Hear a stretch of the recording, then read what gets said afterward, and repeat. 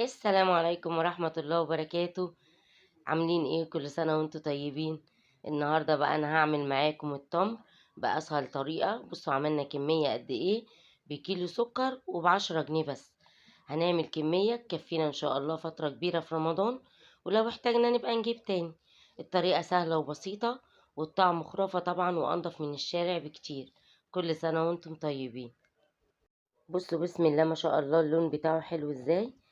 احنا هنا جبنا كيلو سكر بس، هنستخدم كيلو سكر وعليه حاجة كده اسمها تركيبة تمر، بنجيبها من العطار.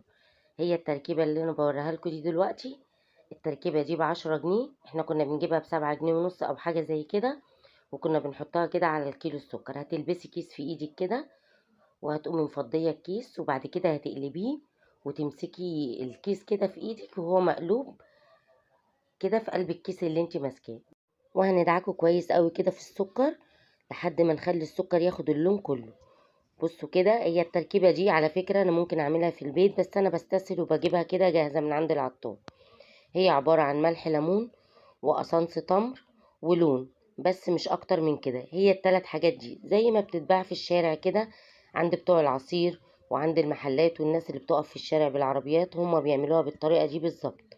بصوا كده، هندعك بقى فيه كده، والكيس اللي احنا ماسكينه في ايدينا دوت هنخليه نفضي منه كل اللون عشان اللون بيبقى لازق فيه. بصوا بقى عمل اللون بقى شكله تحفة ازاي، بسم الله ما شاء الله. كده انا خلصته وهعبيه بقى كده. بصوا عمل معايا كمية قد ايه، الكمية كبيرة وهتقعد معاكي كتير. يا دوبك هتاخدي بس معلقتين صغيرين على كل كوباية. طبعا هتحطي سكر كده على حسب الرغبة، هتحطي بقى معلقتين صغيرين بس مش اكتر زي ما انتوا شايفين كده. وبعد كده هتزوديها بقى المية والتلج بتاعك زي ما انت حابة. وكده العصير بتاعنا خلص. لو عجبكم الفيديو لايك وشير كتير، واشتراك في قناتي مطبخ شامع حلو وحادق، وتفعيل زر الجرس عشان يوصلكم كل جديد مني. طبعا الكمية اللي احنا عملناها دي هنحفظها في التلاجة، علشان خاطر بره التلاجة ممكن تبوظ، انما في التلاجة هتحافظ عليها ونستخدمها في الوقت اللي احنا عايزينه. وكل سنة وكل الأمة الإسلامية في خير وسعادة، والسلام عليكم ورحمة الله وبركاته.